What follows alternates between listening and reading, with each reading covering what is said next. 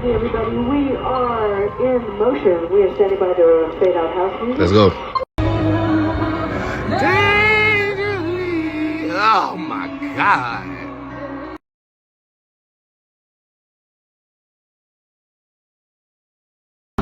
Let's go, T.S. Madison. I love you, bitch. Come on, Kevin.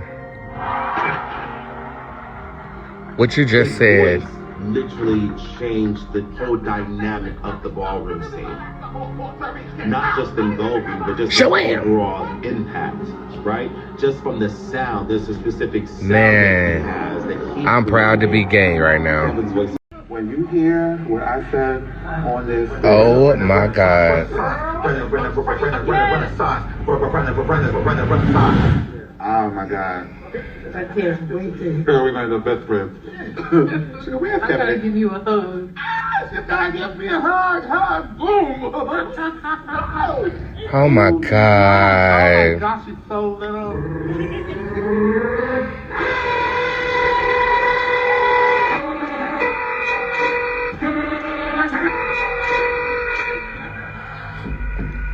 Oh my God.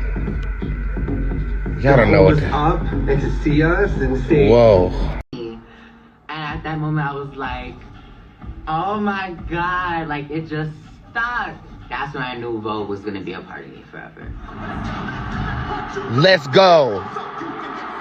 Come on, honey.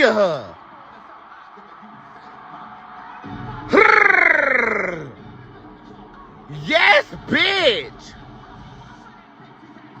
Ow. Hold the fuck up. Is that T.S. Madison over there? Mother! T.S! How nice!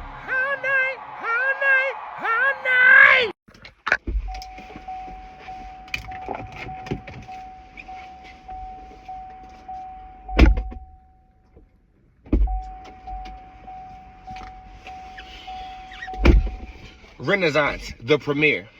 I attended the premiere here in Charlotte, North Carolina, and I'm about 4 Chardonnays in. So just, take it for what you can. I'm going to try to give you what I can give you. And I'm not a girl, I'm a man. Let's go. So the movie is great. The movie is, I give it a 12 out of 10. Honestly, the behind-the-scenes footage is more potent than the actual Renaissance footage. If you attended Renaissance, then it is a reiteration of the energy that you already have felt. I swear I was screaming so loud when I saw T.S. Madison, when I saw fucking Honey Balenciaga and Kevin Prodigy's story. Because I am a gay male, I know their stories, and I know that, being broadcasted on this type of platform is immaculate for the culture of LGBT. Even though I don't fit into the LGBT community, I'm the individual that brought Vogue to small towns such as Greensboro, North Carolina, and Charlotte, North Carolina. And a lot of people, their first time seeing a dip or a death drop was by me. So to see those idols that I looked up to on the YouTube pages about 10 years ago shine in the way that they are is brilliant to me. Honey Balenciaga, I didn't know him until Legendary on HBO Max, but the fact that his narrative was broadcasted by Beyoncé was fucking phenomenal. Let's talk about the editing real quick. It is edited very concert style. So I remember being a senior in high school, and I used to be obsessed with the Destiny's Child DVD, right? With Michelle, and there was a cater to you and let me. So it is edited in the same style, but it is kind of milked a little bit more with the pathos. Pathos means emotions for those people who don't have linguistics, but it is fully the transitions between songs are juxtaposed with behind the scenes footage that jars at your emotions. So you're basically on a roller coaster the minute you start the movie. The minute you start the movie, you're like, okay, I was at the concert, I've seen this stuff before. But then it quickly jumps into this emotionally drawn, almost Lifetime episode pathos that gets you intertwined with, you know, the backstory of some people. Amari, the dance captain now that took Ashley's place after Ashley ran her mouth on social media about Queen B. Let's be clear, that is exactly what happened. But Amari, to replace Ashley, the light-skinned dance captain that you had, with Amari, the dark-skinned plus-size girl, bold move B, and it worked. And she was very, very happy to fucking be there. And every gay in the building, including the butch queen with the bad motherfucking hair, like the bad blonde hair, like your storyline sold me. Like the storylines juxtaposed in between were everything. And then I see my client, fucking T.S. Madison, show up there with Kevin Prodigy. Life everlasting. Production note though, the audio, sometimes you mixed other audio with the audio that we were visually seeing, and that gave me mediocre. I can't lie, I'm not gonna lie to you. That gave me like, okay, who's ever behind the editing screen, you basically took an audio from when she got it perfect and juxtaposed it with the visuals that we're seeing. And if you're not an astute audience member, you wouldn't be able to tell, but I could tell, bitch. Okay, there was some juxtaposing going on, but it was brilliant. There is a rule in production that you never, I'm talking about never, do a 360 where the camera takes you from here and rotates you all the way around. Beyoncé did a 360 production note, trying the production industry. Like, that is literally a buck up at production, and I want to give you your flowers for that. That shit was fucking lit because it worked out seamlessly with a live performance. You found a way to break the rules in the right way, and for that, bitch, amazing. Soundtrack, I've heard it all before. I was at the concert, so it felt slightly redundant, but the outfit selections and the jump cuts that you were able to initiate in that, 10 out of 10. I mean, your production team is everything. The Blue Ivy narrative, to me, honestly, it felt forced. I felt like it was great to see you as a mother. It was great to see you almost balance your craft with your family, but y'all painted a picture of Blue Ivy, like taking TikTok critiques and applying them. I feel like to stitch that together more seamlessly, what we needed was to see Blue Ivy on TikTok. Like, we needed to see that, because for me as an audience member, I'm like, okay, you're telling me this, but I'm not necessarily believing it with the growth that this baby has had since we first saw her come out. And then I don't necessarily fully buy the fact that you said you don't want Blue to do it, and then Blue is doing every other fucking show. Like, I needed something to make that sing for me as a obscure audience member with intelligence and a master's degree in communications with a minor in digital editing. So I wanted to see Blue's narrative pan out a little bit more. The fact that you were able to hit all of these angles though, the gay angle, the motherhood angle, the freedom angle of the Renaissance, which is what the title of the album is and the title of the piece, I think that was stitched together beautifully though. Dancing, choreography, performance, I have no critique. I mean, I don't know how you do this. I don't know how you do what you do. I don't know how you execute this type of show every single night. And what the movie did was it re-emphasized how hard this bitch actually works. One of the things that she said at the end of the movie was something that I reflected in my audience earlier today on the show. I said, she said she was proud of herself. This was her victory lap. Well, bitch, I'm finna enter into my victory lap, and bitch, I hope you got your wig glued the motherfuck down, because it's gonna fly the fuck off just like mine did after I left that movie theater. What other hitting points do I need to hit?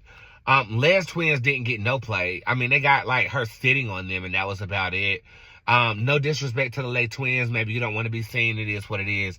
It was good to see the second string dancers have a narrative in this. It was good to see Jay-Z. It was good to see Tina. It was good to see Matthew Knowles. Like, she loves her father, and she's taken a lot from her father. And for that, I truly appreciate what she portrayed. I'm trying to think if there's anything else, any other point that I'm missing. The popcorn was good. The merchandise was great. Okay, I don't know. I got some flyers too, like some cards, some Renaissance cards. But here's the bucket right here, okay, in the cup. Yeah, I got all that shit, bitch. I'm wearing her fucking t-shirt. I'm ready for the goddamn geese, honey. No shade. The audience members in there were yelling at the screen just like I was. It was only 5 of us in there, but we went to a 2:15 show because I do have to catch a flight tomorrow at 6 o'clock in the morning. I didn't want to go. Oh no, late night bullshit, you know what I'm saying? So ultimately, 12 out of 10. Editing, production, performance, outfits, the wardrobe is incredible, but I already knew that because of YouTube. And if you like me, I've been stalking these Renaissance videos on the motherfucking YouTube trying to figure out what to go on. And Beyonce, you went on. No shade. The only negative critique I have is that it's long. And me, I'm somebody who has ADHD. I can't sit still, so I ended up getting up throughout the performance pieces that I've seen on YouTube to go use the bathroom and to refill my glass. It was long. It's a long movie. It's long. It's long. Is it Oscar worthy? I don't think it's gonna win an Oscar. I don't feel like it's gonna win an Oscar because of her being a black woman. And I'm gonna be honest, she's against Taylor Swift. And, you know, I don't know if they're gonna open up a new Oscar category for this, like concert documentaries or some shit. But I tell you who had a great concert documentary is that Machine Gun Kelly. But that's because I want to fuck that man. And Beyonce don't have nothing that I want to fuck, but I do admire the fuck out of what she did. Anything else to discuss about? I mean, it's good. I got my money back for the Saint Noir fragrance based upon this fucking movie. Like, no shade. Like, I would pay what I paid for Saint Noir to see this in theaters. The experience was great. I'm at the Cinemarks here in Monroe, North Carolina. The Cinemark movie Bistro. I don't know what a bistro is because there wasn't no goddamn food. You know what I'm saying? But the popcorn was good. The popcorn was good. Now I really want a good home cooked meal. I gotta pack my clothes and I'm finna be off to the islands. Ultimately, 12 out of 10.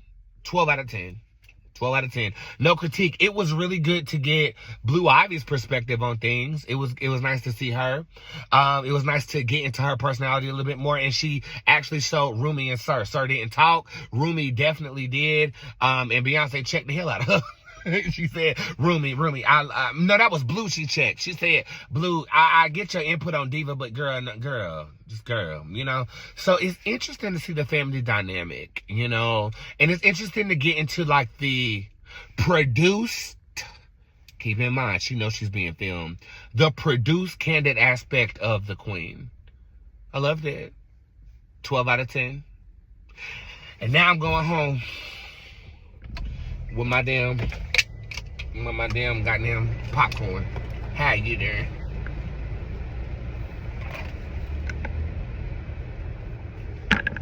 Alright, last thing I'm gonna say real quick. She gave a nod to the people that actually build the stage and the people that actually, you know, go hard to produce the show. I thought that was very profound. I said something about that earlier in the season where I was like giving a nod to hairstylists and nail technicians and people of this nature who don't get enough credit. Well, the fact that those individuals were draped off in iridescent suits throughout the performance and she was basically intentionally highlighting them, I thought that was pretty phenomenal. I did. They don't get credit, bro. They don't like to be seen, to be honest. It's so many clients that I have that are in the industry that be like, bitch, I don't want to be in front of the camera. I want to be behind the scenes. And the fact that she forced y'all to wear iridescent outfits while you're doing your job, I thought that was pretty lit. All right, let me slow down because I'm going about 105. Bye. Mine? Beyonce, sweetie, I'm so sorry. I'm so sorry that an ugly ass bitch like this would even say that. Oh my God, are you insane? Beyonce? You know who you really look like? You look like Luther Vandross.